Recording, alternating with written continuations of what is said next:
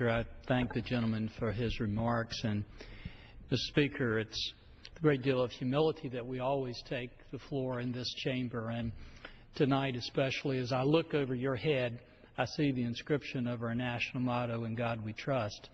Most of the individuals watching from home don't get to see that because the cameras are fixed below it, so they normally don't show it. You've heard remarks tonight from Republicans and Democrats, and one of the truly great privileges of serving in this body is that we get to serve with some wonderful people, and they come from a lot of wonderful states. Each of those states have their own history, and we're not only proud of that history, but we learn so much from that history.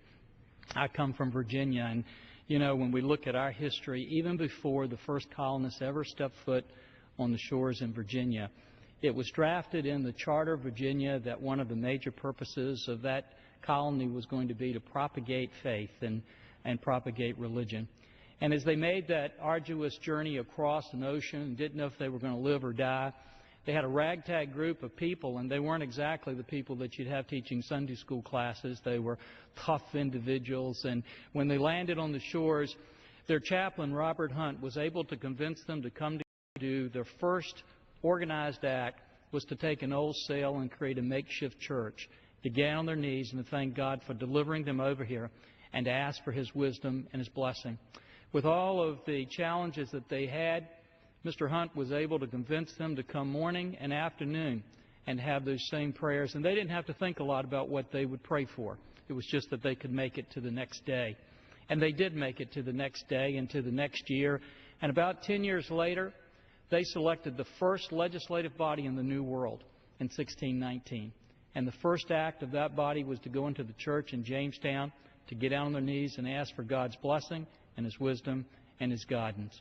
It doesn't surprise us then that 2 years later, when they would draft the first charter of the first Constitution of Virginia, that they would have as one of its primary purposes and its dedication for the advancement and service of God and the enlargement of His kingdom. And those years turned into decades, and they moved that capital from Jamestown to Williamsburg, and it was a tough several years. And they had great men of faith who would come. Some of them would spend 13 hours a day studying the Bible, praying. And one of those individuals was a guy named Samuel Davies, and he would get up oftentimes at his church and preach. And this lady liked him so much that she would bring her son and daughters to hear him on a weekly basis. And her young teenage son would sit at his feet, and he would learn principles that he would talk about God and rights that came from God, not from men. That lady was Sarah Henry, and her son was Patrick Henry. And when Patrick was 29 years old on his birthday, first day he was in the Virginia General Assembly, they were debating the Stamp Act, and he was supposed to be there and be seen and not heard. He was a freshman. And he sat there and he listened, and it looked like Virginia was going to do nothing and allow the acts that had taken away so many rights just to slip right between their fingers. And as he listened and listened, he opened up a law book, and there was a page, and he started making notes. And finally he stood up and he started talking about rights that we had. Another young man that heard Patrick Henry was a guy by the name of Thomas Jefferson. He said that Patrick Henry was the greatest orator he'd ever heard. And Patrick Henry replied, no, the greatest orator, the person he'd learned all of those concepts of freedom from, was that fellow by the name of Samuel Davies. Years later, Patrick Henry, Thomas Jefferson, Richard Henry Lee, they would find themselves in that same Virginia General Assembly. But the port at Boston was about to be closed, and the king had issued that order. And they came together with a makeshift caucus, and they asked themselves this: what can we best do to help our fellow colonists in Boston? And of all the things they thought of, you know what that group came up with? They said the most important thing they could do was ask Virginians all across that Commonwealth to go down and pray for the colonists in Boston. And they spent that night writing a prayer resolution. They didn't know how to do it. They hadn't done it in years.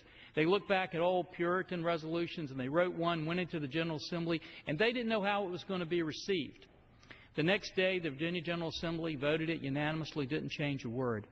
The governor was so irate. How dare they ask and pray against the king himself, that he stormed in with that proclamation in his hand, and he dissolved the Virginia General Assembly. Well, they were a group of individuals that didn't like the word no, and so they walked across the street. Thomas Jefferson, Patrick Henry, Peyton Randolph, Richard Henry Lee, and a guy by the name of George Washington. and several others, and they wrote a resolution that changed the world. A resolution that said that an attack on one colony was an attack on all of them, and they called for the first ever Congressional Continental Congress. The Congress, as you know, would meet, as Mr. Gohmert pointed out, when they couldn't agree on anything else, the one thing they agreed on was opening with prayer. That Congress led to the Second Congress, and in the Second Congress they appointed a committee. Ben Franklin, John Adams, Thomas Jefferson, Robert Livingston, Roger Sherman, to write a declaration that would birth this country. And as we're proud of in Virginia, the scrivener of that declaration was Thomas Jefferson. He would later say that he didn't write any new ideas or principles. He wrote concepts that had been heard and preached from pulpits across the Commonwealth and across this nation. Concepts that said this: our rights didn't come from any act, any king, any committee, but they came from the Creator Himself, and if they came from Him, they could never be taken away. They went on to win that war, to win their freedom, but it didn't last long before it was challenged. And in 1812, in that war, as you know, Francis Scott Key penned that great poem that became our national anthem, the Star-Spangled Banner, and in it he wrote what is right behind you, and he said, our motto will ever be, "In God we trust." As we went into another great war that would split this country, the Civil War, this Congress declared that that motto, "In God we trust," could be on our coins. Later, the Supreme Court would have it challenged, and in the 1890s would say, recount the great history of faith in this country.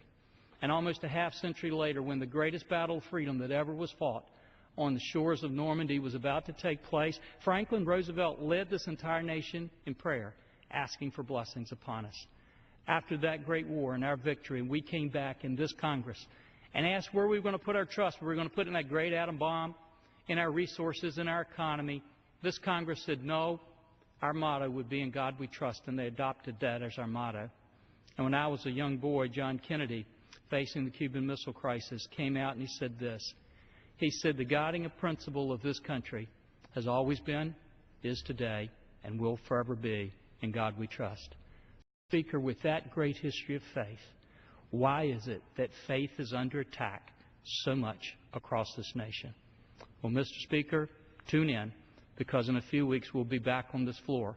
We'll tell you who's doing it, why they're doing it, and what we need to do to stop it. And with that, Mr. Speaker, I thank you for the time, and I yield back our time.